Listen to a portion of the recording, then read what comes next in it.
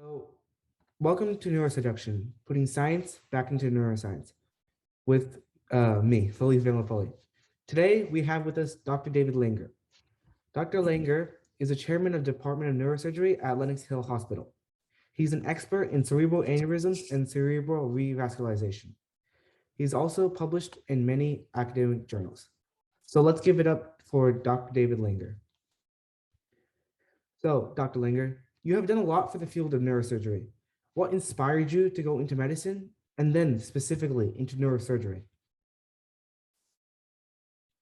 Well, I think that's a good question. I mean, inspiration means it's a decision that there's something affected you, that you actually maybe made a decision or had an experience. And my early inspiration was just my father was a doctor. When I was just a couple of years old, in a diaper, I had a stethoscope around my neck. So I wouldn't call that inspiration. That's more like, more like genetic inspiration or perspiration, I suppose. My grandfather was a physician as well, on my mom's side, and my father was a doctor. And I really never thought about doing anything else. At one point, I considered doing marine biology, but I've always been interested in science and was drawn to medicine, particularly because of not only is there the aspects of the creativity, the science, and the hard work, but that you can impact another person face to face, in addition to having all the excitement of being innovative and scientific. It's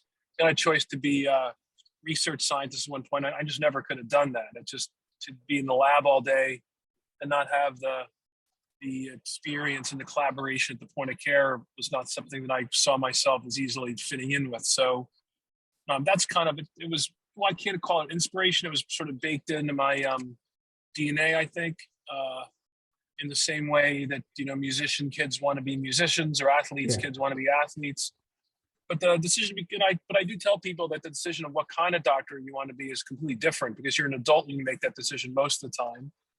I think if you want to, there are plenty of neurosurgeons who knew they wanted to be a neurosurgeon before they knew they wanted to go to medical school, which in general, I think that's not necessarily a good thing, because you need to have some basic understanding of what that means before you because neurosurgeon tends to be a little bit romanticized, like a brain surgeon. I want to be a brain surgeon. It's almost like I want to be an astronaut. It's you want to do something that seems outwardly hard or has this public image of the ultimate accomplishment. And that's, so people that are drawn a little early, I think, are more often than not drawn by those sort of atmospheric things. And it can work out, but you have to be a little bit careful because you could be terribly disappointed. But my attraction to neurosurgery was really seeded by my father's stroke.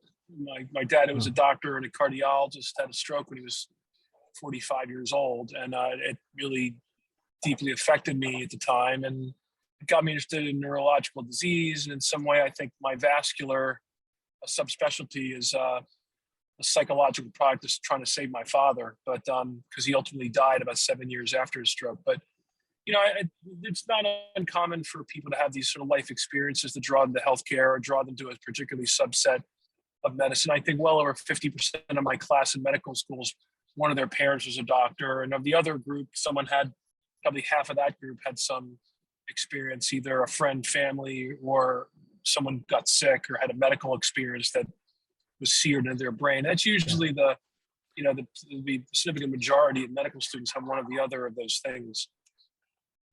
Okay, I mean, I can really see that we're kind of pushed into the direction of medicine for a while, and then neurosurgery kind of dawned upon you. But throughout your career, and you started off with like neurosurgery after you finished your medical school, but then after that you became a chairman for the Department of Neurosurgery, which is very different from being just a neurosurgeon. So what responsibilities did you get on top of being just a neurosurgeon? Well, first of all, I had the unfortunate experience of finishing my residency right around the time when the bureaucracy of healthcare was just growing. Yeah. And being a chairman now is very different than it was when I was a resident, when chairmen managed budgets and they were relative one department, 6 or 10 guys or women, not very many women, but you're reporting to a dean. And neurosurgery was a relatively small field in medicine.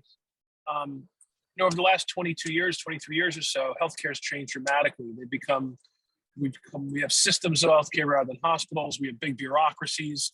The number of administrators has increased, a thousandfold over what it was when I was a resident. And what's happened is that the power of healthcare really lies in the C-suite and the people who are running the companies that govern Yes. healthcare. That's true of large Ivy League institutions as well as for-profit hospitals. I never really I never had this dying desire to be a chairman. I always enjoyed leadership and the concept of that. I was very early on very interested in just being the best neurosurgeon I could be, and really wasn't as dialed in on some of the mechanical things it takes to become a chair. There are lots of residents that know they want to be a chairman, almost like it's another credit. It's like another checkbox on your CV. I want to be a chairman now. And so it's almost algorithmic. I need to write papers. I need to get on committees and get involved with national neurosurgery and do the mechanical things it does to be influential, be at the podiums of talks. And while I enjoyed that stuff, I found that it wasn't very creative, it wasn't very innovative, and I was just more concerned about really spending my time. I traveled to Europe a bunch to learn new techniques, and I was going through a lot of stuff personally. I got divorced and was trying to take care of my son, and I got remarried, was blending a family. So I think that's had something to do with it. But the first 10 years, the last thing I was thinking about was being a chairman. But ultimately, what I noted was over the years that the leadership people that I'd come into contact with were good at what they did, but I saw myself as having an impact and overcoming some of the new obstacles that we face. And I developed a skill set, I thought, in understanding bureaucracies and this new age we're living in and how to create a great department. But I wasn't really in the position to do that. I ended up coming to Lenox. There was no department there. Starting something from zero is different than being recruited. I sort of forced my way in. I'd gone to Long Island from Manhattan in 2010 to work at North Shore Hospital. And while I enjoyed the work there, I really missed being in the city. And I didn't like the reverse commute. I didn't really enjoy I really loved the diversity of people and cases in New York City. It was very different than the Long Island. Not that there was something wrong with Long Island. It was more, it wasn't as international. It wasn't as diverse. And I missed that. I missed walking out of the hospital and having a great dinner around the corner, not having to go to a car and park. And so I realized that New York City had become a big part of my life. And really the only way back at that time was to potentially go to Lenox Hill, which didn't really even have a neurosurgery department. So I more or less convinced leadership to let me take a shot. And that's how this whole thing started. I wasn't a chairman when I went there. I was a director, which is a very low-level title. Without realizing what it was, I was, prevented from doing some of the things that a true chair could accomplish. But obstacles are good things. They make you overcome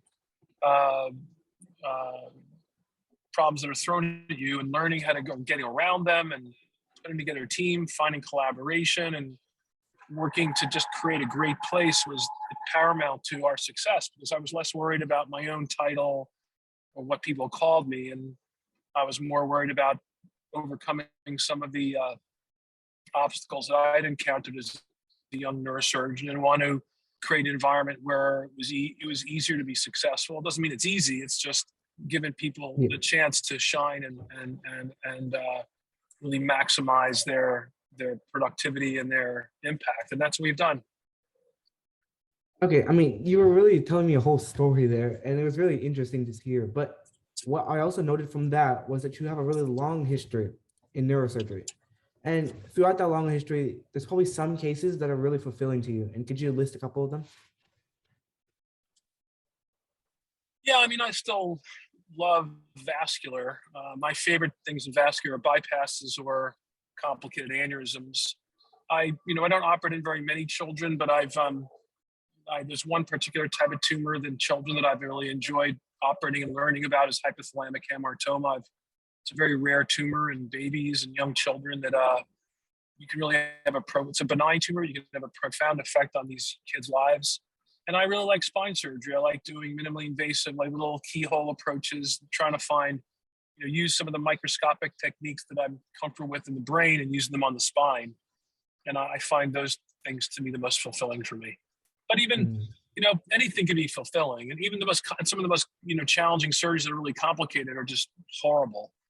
A yeah. lot of times a straightforward case done well can be one of the most satisfying things. And there's some very simple things I do, like shunts, or there's a thing called Intracept procedure, which is a pain procedure for patients that when people do well, it's super gratifying. And you don't wear your heart in your sleeve going through it. You don't lose sleep the night before. And, as you get older, those types of cases are in some ways just as enjoyable as the really difficult ones. When you're young, you want to push your envelope and you want to be the best and you want to, pound your chest and I know what I can do and I want to be the best surgeon. So you cut your teeth on these really difficult cases. But once you sort of get over that, you're aware of what you can do and you develop a sense of confidence. I'm not really scared of anything anymore. You sort of fall back on just the idea of doctoring and just doing things to help people no matter what it is. Okay. And as one of the few cerebral bypass surgeons in the country, what type of reputation does that hold for you, and how does it affect your scope of practice? Well, few is a moving target. I mean, unfortunately, bypass surgery's had a checkered career itself, and it's been undermined by poor decision making regarding who does it, when they do it. Bypass is kind of this, if being a neurosurgeon can be ego driven, being a vascular and a bypass surgeon is often ego driven. Like, it's thought to be kind of the most difficult thing. One of the more difficult things we can do in neurosurgery is sew these small vessels together in the brain. It's been kind of a attractive field to the most ambitious people in our field. Ghazi Yazergil, was the neurosurgeon of the 20th century, did the first one in the 1970s, and he was thought of as the father of modern microneurosurgery. And since then, it's been up and down because a lot of people were doing it and were failing, weren't being honest. There were a bunch of studies that showed essentially it wasn't worth doing, that it was ineffective. But part of it's such a unique and difficult thing to do. You have to spend tons of time with mentorship, and really, it took me about 10 years in practice before I really felt confident doing these operations. And on top of that, technology, catheters and stents and aneurysm coiling and things like that have really decreased the number of actual cases that are even where that's even an opportunity to use these bypass techniques. And so as the numbers have dropped, the number of people that get access to the cases drop, and then there are fewer cases to go around. And so there are fewer and fewer of us that really have the opportunity to do enough cases that we feel comfortable doing them. So, I mean, few means less than 100. I think that it's in my bio because it's in my bio, but I think it's represented the fact that, being a cerebral bypass surgeon is, there's no such thing as only doing bypass. So I'll probably do between 35 and 40 bypass this year out of 200 some odd cases. So, it's still a fraction of the overall number of cases I do. But it's something I really made a big effort on. Like, the way we study patients, the technical skills required, the investment of time. And going forward, I've made a mission of training younger neurosurgeons how to do this to pass it on. Mm. So your ability and expertise as a neurosurgeon has led Lenox Hill Hospital to become part of the top 50 hospitals for neurology and neurosurgery. How has that changed your goal as a neurosurgeon? Well, what I'm even more proud of is we were ranked 27th in the country, 27th in the world in neurosurgery alone, which I think was just sort of incredible. We didn't even exist 8 years ago. And I look at these things as necessary kind of external validation that you can't take too seriously. They're really nice to hear, but it's not going to make me slow down. In fact, makes me try even harder, because I recognize that if you can't stand still, and that if you use these as endpoints, or you start puffing your chest and see how great you are, it's only going to prevent you from keeping the momentum. And so they're very valuable, certainly internally in the hospital, that there's recognition. A lot of time, everything's local in healthcare, and if people don't realize how respected you are on a national, international level, then you may not get the resources or the support you need. And that's the best part about these things, is that at least people at the hospital are aware of what we're accomplishing. Because most of the time, I really don't know the other departments of how well known they are, or how sophisticated they are in their overall value to their field, because we're all really are most familiar with our own subspecialty. So that works really well. It can be a little off-putting to some of the other department chairs, because if you're getting all the attention and you're 28th in the world or 27th in the world, whatever, no one else is, they really don't want to hear. While they may be congratulatory, it's not. It sort of reveals other departments for maybe not living up to that standard, and that's I'm aware of that, and I can only be the best I can be, and it's important to celebrate others' accomplishments and be hardest on yourself and compete with yourself. So these are numbers that are representative of accomplishment, but I'm still competing with myself every day, and do the best I can to elevate the people in my department and the other departments in Lenox Hill. Okay, and then one aspect of the Lenox Hill Hospital becoming this top hospital, you've become a very public figure in the field of neurosurgery through both publications and as part of the Netflix docuseries. How has your ability to stay relevant allowed you to change the field of neurosurgery? It's a good question. I admittedly, before Netflix came out, I don't think anybody knew who I was outside of neurosurgery. Now there are probably more people that know me outside of neurosurgery than inside neurosurgery, for better or worse. It was a sort of interesting experience. One thing is, celebrity is terribly overrated, and I liken it to like chewing gum. You gum tastes really sweet, and then it kind of gets old after a while, and you get another piece of gum. And if you're really focused on people paying attention to you, and the whole concept of celebrity, it's a little like you need another piece of gum like every minute. That's the trouble with social media, always checking how many followers you have and stuff like that. It's not a healthy thing. I think there's probably a lot of people who, I don't know how these celebrities do it. To maintain relevance and keep popularity, and if that's the way you measure yourself, it's got to be really empty after a while. So, but by the same token, I sort of decided a year ago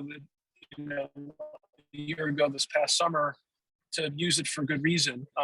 With COVID, oddly enough, really shut down our internship, summer intern program in 2020, and we knew we'd have a lot of exposure on Netflix, and so we came up with this idea of doing this virtual brain internship, the Lenox Hill Brain Turns, which is a virtual internship. And last year we had 18,000 kids signed up from 80 some odd countries. This year we had about 12 or 13,000 kids. And when I say kids, high school through medical school. That's something I'm probably much more proud of in many ways, of the impact we can have, that people see our department and me and John, and that for that matter, as human beings and not robots, and that we're setting an example of not only being technically skilled, but also being human beings and being an empathetic physician. I think there's a tendency to not see neurosurgeons that way, and neurosurgeons don't do a great job of portraying themselves that way. And the Hollywood version of neurosurgeons tends to be, very male and very kind of hardcore testosterone Ferrari driving kind of guy. And I think it's important that people see us through a different light. And so I think it's a combination of being able to really demonstrate the way I think and behave on a show like that, for young people to aspire to be that way and realize that you can be an empathetic person and still be ambitious. And then secondarily, to have this worldwide impact on young people, to encourage people to go into medicine as a profession. Okay. And right now we're in the middle of this pandemic, and how COVID has changed and affected many different people and has influenced the field of medicine. How have you changed or had to change due to the pandemic? We've all changed. The most obvious thing is recognizing how medical resources parsed, and we have to be more sensitive to people who don't have as much as we have. That came pretty early. I also, the chaos of COVID opens up a lot of opportunities for IT and being innovative. Most most innovations occur during stress. And so we've made a big point in our department to try to do things differently as a function of being remote or virtual, being creative with our patients with technology. And these things would never have been adopted. Things like virtual office visits, or even using, whether it's Zoom or Teams, Microsoft Teams for our conferencing or patient visits. I have an information technology company that I helped to found that is basically a mobile application for healthcare, where doctors and their other healthcare providers, nurses, can make videos, photographs, text, audio documents, and send them directly to patients through a mobile application, kind of like Instagram for healthcare. And that I've been working on since around 2007, oddly enough. But COVID really accelerated the consideration that hospitals even considered doing that kind of thing. So, as terrible as COVID was for, the world, it's accelerated us probably 15 or 20 years in our adoption of things that might have taken a lot longer or never have been really easily incorporated into medical practice. So now the thing is to keep them going, not fall back into the old patterns of doing business, and keep the flywheel spinning by keep adding on top of that. And so, COVID was probably the biggest challenge of my life as a leader. And that's when you sort of cut your teeth. When things are easy, it's easy. But when the tough get going, and we still have repercussions of that. A lot of our staff, not necessarily the medical staff, but our administrative staff wants to do more virtual work. They want to be home more. There are issues with the way we take care of patients and how we communicate with families that are unique.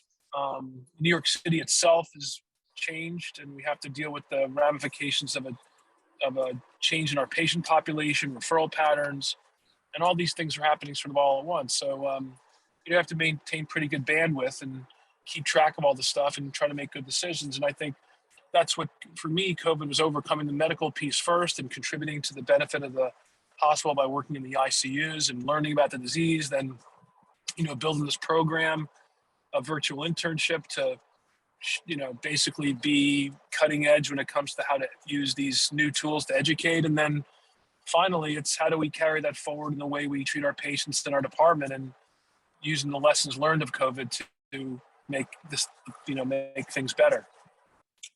So I have one final question, and this one's really about there are many students who are interested in going to medicine, and what is some advice you can give to them? Well, unfortunately, it's a culling process, and you may want to do something, but unfortunately, it's not like wanting to be an entrepreneur or wanting to be an innovator, which is there's no measurement that will prevent you from doing those things. Unfortunately, you have to get really good grades and have to get really good MCAT scores to guarantee you're going to get in. So there's a certain amount of just brute hard work that just has to go into that. You have to be wise about what college you goes to. I don't think you necessarily have to go to the toughest, most difficult college to get into. I think the biggest mistake you can make is not being in the right environment. And there are plenty of people that go to Harvard that can't get into medical school because they have a 3.3 or 3.4 average, and then there are kids that probably would have done better at a lower level, that do better at a lower level school that easily get into medical school. And I think that the key is finding the right environment for you, and then having good mentorship. Certainly having some research or some exposure to higher level academics or any independent thinking, or even an independent part of your personality, whether it's athletics, music, travel, cooking, whatever. Have other aspects to you that you find interesting and that the medical schools find interesting. And I think those are the tenets of being a great applicant. But being a great applicant and actually being a great doctor are two totally different things. And the unfortunate thing is a lot of people who don't go to medical school probably would have made great physicians, and a lot of people who do get in make terrible ones. And so unfortunately, though, that the factors that govern acceptance to medical school are sacrosanct. They're not going to change. And so you have to do that's the game you have to play. But then the next thing is to make sure that this is something you really want to do. The doctors of tomorrow are not the same doctors of my generation. You're not going to make as much money. You're going to have probably a better lifestyle. You won't be pushed as hard unless you want to be.